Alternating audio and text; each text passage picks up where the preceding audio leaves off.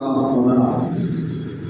Live ద్వారా YouTube ద్వారా వీక్షిస్తున్నటువంటి దేవుని పిల్లలందరికీ కూడా యేసుక్రీస్తు నామములో వందనాలు చెల్లిస్తున్నాం.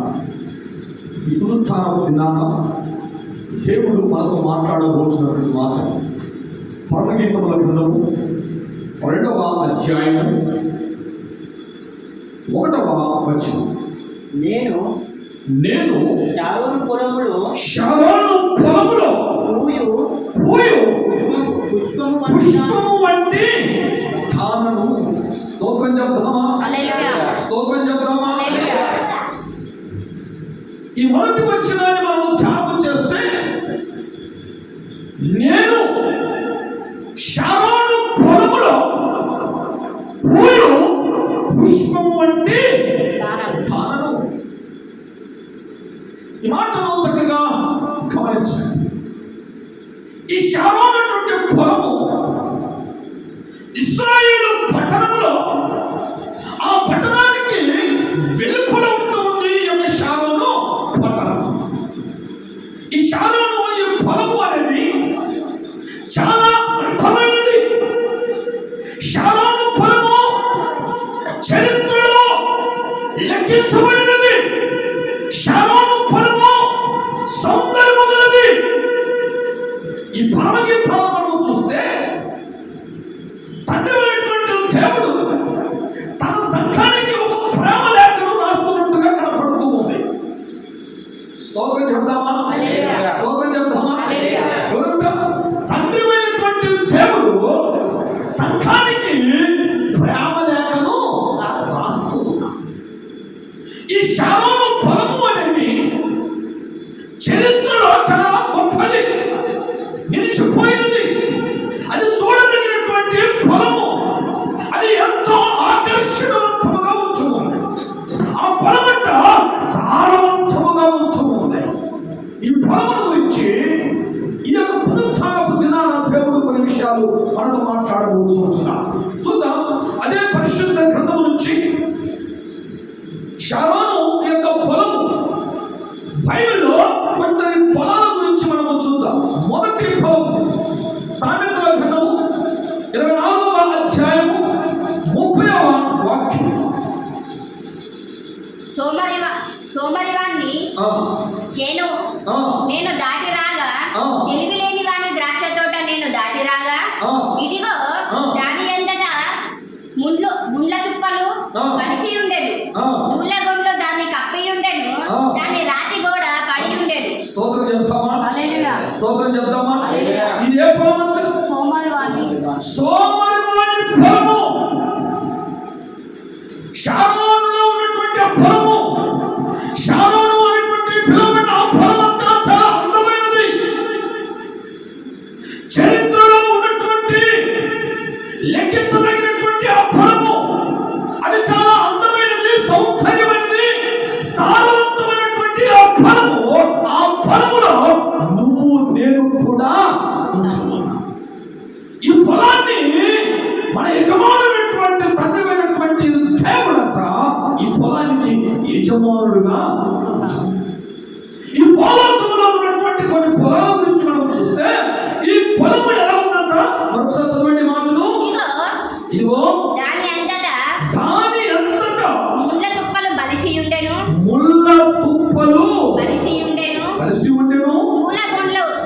దూలగొండ్లు దాన్ని కప్పి ఉండెను, దాని రాతి గోడ పడి ఉండెను. నేను దాన్ని చూచి యోచన చేసుకొంటిని, దాన్ని కనిపెట్టి బుద్ధి తెచ్చుకొంటిని. స్తోత్రం చెప్తామా? హల్లెలూయా. ఈ లోకములో ఉన్నటువంటి యొక్క ఈ పొలము ఎలా ఉన్నదంట? సోమరివాణి చేను నేను దాటిపోగా. అది ఈ పొలములో ఎలాంటి ఉన్నాయంట? ముళ్ళ తుప్పలు. ఎలాంటి ఉన్నాయంట? బలిసి ఉండిపోయి దూరగొండు దాన్ని కప్పి ఉన్నాయంట, రాతి గోడలు పడిపోయి ఉన్నాయంట. నేను అంటాను, క్రీస్తులో ఉంటే మనం ఎలా ఉంటామో తెలుసా? అన్ని విషయాలు మనం గొప్పగా ఆశీర్వాదించబడతాం. లోకమైనటువంటి పొలముల మీద మనం ఉంటే ఎలా ఉంటుందంటే, ముళ్ళ కొప్పలు, గచ్చ పొదలు,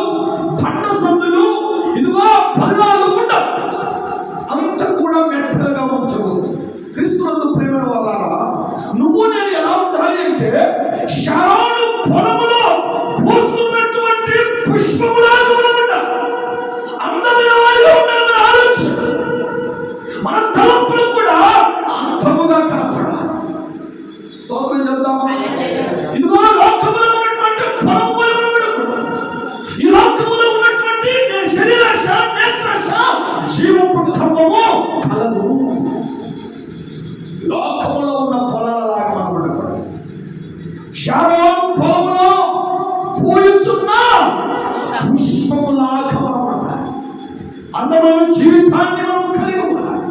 దేవుని యందు భయభక్తులు కలిగి మనం విశ్వాసములో నమ్మకముగా మనం ఉండాలి. అన్ని విషయాలలో దేవుని ఎదుట పరిశుద్ధత మనము కలిగి ఉండాలి. స్తోత్రం చెప్తామా? స్తోత్రం చెప్తామా? మరొక పొలాన్ని గురించి మనం చూద్దాం. లోకము అనే పొలాన్ని మనం చూద్దాం. మత్తయి సువార్త 13వ అధ్యాయం 38వ వాక్యం. పరిశుద్ధ గ్రంథం నుంచి మత్తయి సువార్త 13వ అధ్యాయం 38వ వాక్యం. పొలము లోకము, లోకము, మంచి విత్తనములు, రాజ్య సంబంధులు, పురుగులు, దుష్టిని సంబంధులు, వాటిని మించిన శత్రువు అపవాది. స్తోత్రం చెప్తామా? లోకములో ఉన్న ఫలం ఎలా ఉంది? మంచి విత్తనములు, మొదటి నుంచి ఫలము దేనితో పోలుస్తున్నాడు? లోకము. లోకమంటే మట్టి కాదు, లోకమంటే మనుషుల ఆలోచనలు చెడ్డగా ఉంటాయి. మనుషుల ఆలోచనలు ఒకలాగా ఉండవు. లోకమంటా ఒక ఫలముగా పోలుస్తూ మంచి విత్తనములు రాజ్య స్తోత్రం చెప్తామా? ఈ రోజు నీవు ఇప్పుడు తాపిస్తున్నానా?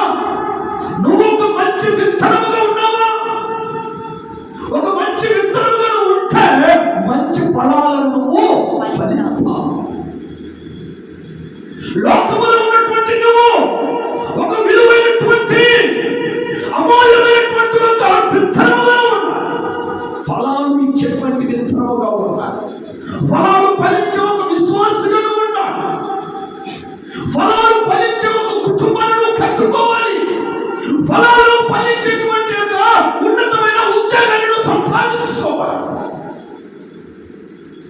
లోకములో ఉన్నటువంటి నీకు ఒక మంచి విత్తనముగా ఉంటే దేవుని యొక్క రాజ్యానికి మనం వారసులుగా ఉంటాం. లేదు ఒక చెడ్డ విత్తనముగా, పనికిరానిటువంటి విత్తనముగా, సారము లేనటువంటి ఒక విత్తనముగా, ఎండిపోయిన విత్తనముగా ఉంటే నువ్వు ఆశించిన ఫలాలు నీ నుంచి రావు. ఆశించిన ఫలితాలను దేవుని నుంచి పొందుకోలేదు. క్రీస్తునందు ప్రియమైన వాళ్ళ నీవు నేను ఎలా ఉండాలో తెలుసా? శారోను పొలములో పూలు పుష్పములాగా మనం ఉండాలి. స్తోత్రం చెప్తామా? స్తోత్రం చెప్తామా? దేవుని సన్నిధి ఆకర్షించేటువంటి భక్తి విశ్వాసములను కలిగి ఉండాలి. మరో ఫలాన్ని గురించి కూడా చూద్దాం పరిశుద్ధ గ్రంథం నుంచి. అదే పరిశుద్ధ గ్రంథం నుంచి మత్తయి సువార్త 27వ అధ్యాయం 3వ వాక్యం. మత్తయి సువార్త అప్పుడు ఆయనను అందరూ తీయండి. 27వ అధ్యాయం మత్తయి సువార్త 3వ వాక్యం. అప్పుడు ఆయనను అప్పగించిన యూదా ఆయనకు శిక్ష విధింపబడగా చూచి పశ్చాత్తాపపడి ఆ 30 వెండి నాణెములు ప్రధాన యాజకుల యొద్దకును పెద్దల యొద్దకును మరలా తెచ్చి నేను నిరపరాధ రక్తమును అప్పగించి పాపము చేసి తినని చెప్పాను. వారు దానితో మాకేమి, నీవే చూచుకొనమని చెప్పగా అతడు ఆ వెండి నాణెములు దేవాలయంలో పారవేసి పోయి ఊరి పెట్టుకోలేదు. ప్రధాన యాజకులు ఆ వెండి నాణెములు తీసుకొని ఇవి రక్త ప్రయోజనము కనుక వీటిని కానుక పెట్టెలో వేయగాలని చెప్పుకోలేదు. కాబట్టి వారు ఆలోచన చేసి వాటినిచ్చి పరదేశులను పాతి పెట్టుటకు ఉమ్మరి వాని పొలము కొనేది. స్తోత్రం చెప్తామా? ఏ పొలం అంతా ఇది? ఉమ్మరి వాని పొలం. రక్తముతో నిండి ఉన్నటువంటి ఫలము, నీతిమంతుడైనటువంటి యేసును, పరిశుద్ధుడైన యేసును, నీ కొరకు నా కొరకు రక్తము కార్చిన యేసయ్యను ఇదిగో అన్యాయపు స్థితికి లోపడిపోయా యూదా ఆ వెండి నాణ్యములకు ఆశించిన వాడై అన్యాయములంట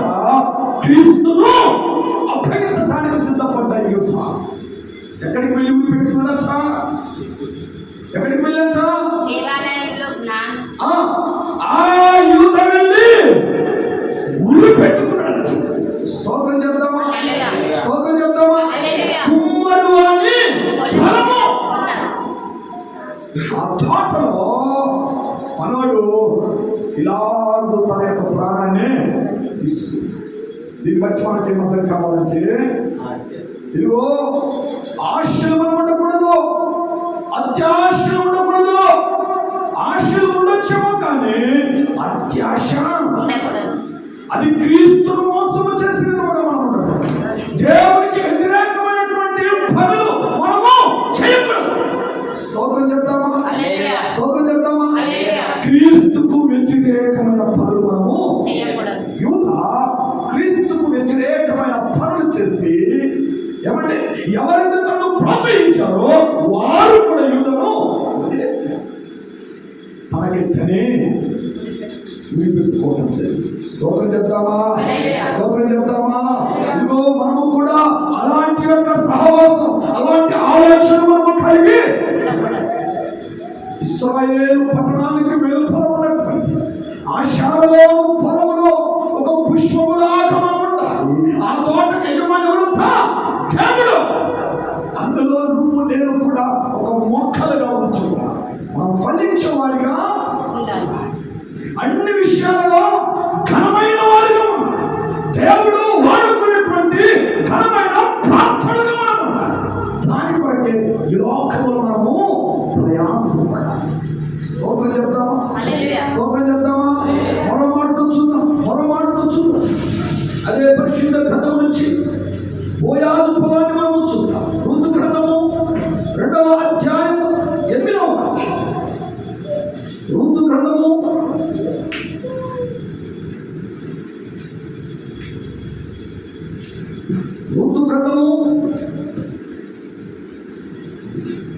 2వ అధ్యాయం 8వ వచనం. 2:8. అప్పుడు బోయాజు రూతుతో నా కుమారి నా మాట వినుము. వేరొక పొలములో ఏరుకొనుటకు పోవద్దు, దీనిని విడిచిపోవద్దు. ఇచ్చట నా పని కత్తెల యొద్ద నిలకడగా ఉండుము. స్తోత్రం చెప్తామా? స్తోత్రం చెప్తామా? ఏమంటున్నారు? బోయాజు ఏమంటున్నాడు? నా మాట వినుము. నా మాట విను. వేరొక పొలములో ఏరుకొనుటకు పోవద్దు. స్తోత్రం చెప్తామా? స్తోత్రం చెప్తామా? దేవుడు బోయాజుకు ఒక మంచి మనస్సు ఇచ్చాడు. అమరుతూ వేరొక ఫలములను వెళ్ళొద్దు. ఇదిగో ఈ ఫలములో నువ్వు ఏరుకొను. ఈ ఫలము ద్వారా నువ్వు ఆశీర్వదించబడు. ఈ ఫలము ద్వారా నువ్వు తృప్తిగా భోజనం చేయి. వేరొక ఫలాన్ని నువ్వు ఆశించు. ఇదిగో నీ పరిస్థితులు నాకు తెలుసు. నువ్వెవరో కాదు, నువ్వెవరో దూరపు బంధువులు కాదు, మాకు నువ్వు దగ్గర కావలసిన మంచివాడు. కనుక నువ్వు వేరొక పొలంలోనికి పోవద్దు. మనసు చదవండి. అదే వాచనం. వేరొక పొలములో ఏరుకొనుటకు పోవద్దు, దీనిని విడిచిపోవద్దు. పోవద్దు. స్తోత్రం చెప్తామా? స్తోత్రం చెప్తామా? క్రీస్తునందు ప్రేమైన వాడ, ఈ షారోను పొలముగా మనం ఉండాలి. షారోను పొలములో పూయుచున్న పుష్పములాగా మనం ఉండాలి అంటే ఈ ఫలాన్ని నువ్వు విడిచిపెట్టు. కల్వరి కృప ఆలయాన్ని నువ్వు విడిచిపెట్టకు. ఈ కల్వరి కృప ఆలయంలో నువ్వు ఫలించాలి. ఈ సంఘము ద్వారా నువ్వు ఆశీర్వదించబడాలి. వేరొక చోటకు నువ్వు స్తోత్రం చెప్తామా? మనం విడిచిపెట్టిపోయేవారిగా ఉంటాం, వదిలిపెట్టిపోయేవారిగా ఉంటాం. సేవకుల మీద నీకు కోపం ఉన్నా ఏమండి, నీ పొరుగు వారి మీద నీ కోపాలు ఉన్నా దేవుని సన్నిధి ఈ షారోను ఫలాన్ని నువ్వు విడిచి స్తోత్రం చెప్తామా? స్తోత్రం చెప్తామా? నువ్వు నేను వచ్చేది నా కొరకు కాదు, నువ్వు వచ్చేది ఎవరు కొరకంట? దేవుని కొరకు. కనుక పోయాకు వచ్చాడు, అమ్మా నువ్వు దీన్ని విడిచి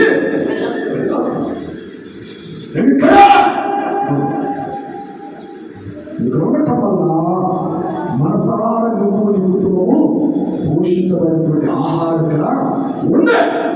దీనికి ఎవరు కూడా నేను ఆటంగా స్తోత్రం చెప్తామా? స్తోత్రం చెప్తామా? మరో ప్రార్థన పదాన్ని మనం చూద్దాం. ఆదికాండము 24వ అధ్యాయం, ఆదికాండము 24వ అధ్యాయం 63వ వాక్యం. సాయంకాలమున ఆదికాండము 24వ అధ్యాయం 63వ వాక్యం. సాయంకాలమున ఈసాకు పొలములో ధ్యానింప బయలు వెళ్ళి కన్నులెత్తి చూచినప్పుడు ఒంటెలు వచ్చుచుండెను.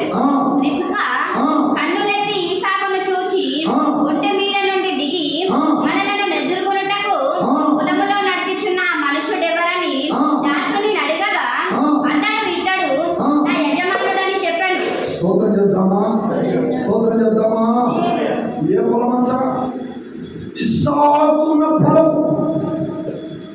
ఇస్సాకు యొక్క భార్య పేరు రిబ్కా. ఏమండి? దూరం నుంచి వచ్చుచున్నటువంటి ప్రార్థనా పరుడైనటువంటి ఇస్సాకు, వాగ్దాన పుత్రుడైనటువంటి ఇస్సాకు తన యొక్క భార్య చూస్తుంది. ఈయన వచ్చుచున్నవాడు నా యజమానుడే. ప్రార్థన పొలములో మనం ఉండాలి, ప్రార్థించే వారిగా మనం ఉండాలి. ఇస్సాకు పొలం ఎలా ఉన్నదంటే అది ప్రార్థన పొలముగా ఉంది. స్తోత్రం చెప్తామా, స్తోత్రం చెప్తామా.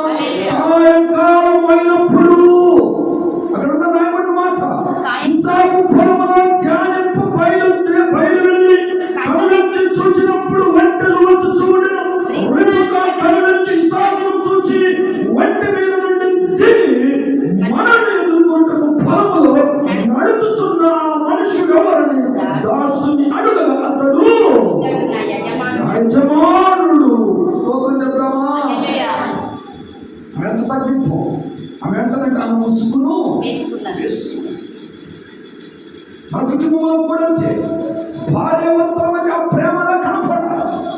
శారోను పొలంలో ఉన్నటువంటి నీవు నీ ఇంటిని, నీ పిల్లలను, నీ భర్తను ప్రేమించబడి ఇస్సాకు తన భార్య ఇస్సాకు ఎంతగా ప్రేమిస్తూ ఉందో, ఎంతగా లోబడుతూ ఉందో, ఎంత గౌరవం మర్యాదలు చూస్తుందో అతడు నా యజమానుడు అంటుంది. మనం కూడా ఎలా ఉండాలంటే మరి మన భార్యను ప్రేమించేవారిగా, భర్తను ప్రేమించేవారిగా, పిల్లలను ప్రేమించేవారిగా, ప్రార్థన కలిగినటువంటి పొలముగా మన ఇల్లు ఉండాలి. ఆ పొలానికి యజమానుడు దేవుడు. ఆ పొలంలో ఉన్నటువంటి మొక్కలు విత్తనాలుగా మనము ఉంటున్నాం. స్తోత్రం చెప్తామా, స్తోత్రం చెప్తామా. నిర్వహించే ముందుగా ఒకసారి గుర్తు చేస్తాం. మనం ఎలా ఉండాలంట? శారోను పొలంలో పూలు పుష్పములాగా మనం ఉండాలి. ఆ పొలమానికి యజమానుడు ఎవరొచ్చా? ఆ పొలంలో పూయించిన మొక్కలు ఎవరొచ్చా? మనమే. ఒక మంచి విత్తనంగా ఉండాలి. అప్పుడు దేవుని రాజ్యాన్ని సంపాదించుకుంటాం.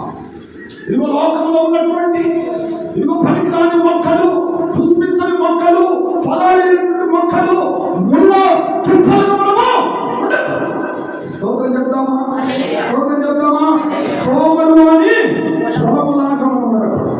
రెండోది, లోకమైన పొలములో మనం మంచి విత్తనాలుగా ఉండాలి. మూడవదంట రక్తపు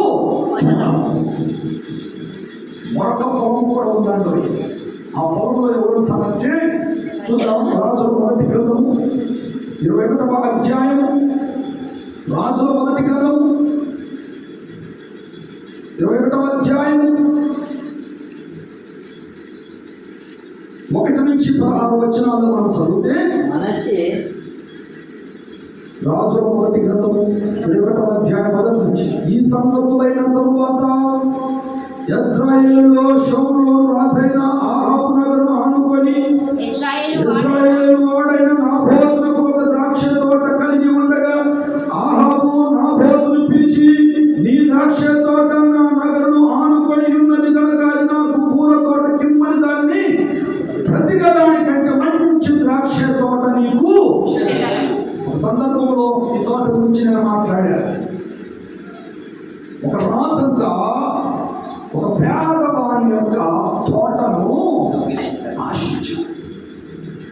ఈ పేదవాడి పల్లి రాజు బలవంతము చేశాడు. చివరికి తన ప్రాణాన్ని, భార్య మాటలు విన్నాడు రాజు, చివరికి తన ప్రాణాన్ని తీశాడు. తదుపరి ఏం జరిగిందంట? రాజు కూడా మరణించబడ్డాడు. స్తోత్రం చెప్దామా? స్తోత్రం చెప్దామా? ఇది రక్తపు ఫలం, రక్తమును పాలించిన ఫలం. ఆశించాడు, ప్రాణాన్ని ప్రాణమును కూడా తెచ్చాడు. తన భార్య మాటలకు లోబడిపోయాడు. నేను అంటాను, లోకంలో ఉన్నటువంటి మనమంతా మంచి విత్తనముగా, రాజ్యాన్ని సంపాదించుకునే విత్తనముగా మనము ఉండాలి. షారోను పొలములో పూయించున్న పుష్పములాగా మనం ఎదగాలి. దేవుడి మాటలను పూజించుగాక. ఆమేన్. ఎవరైనా ప్రార్థన చేయండి. ఎవరైనా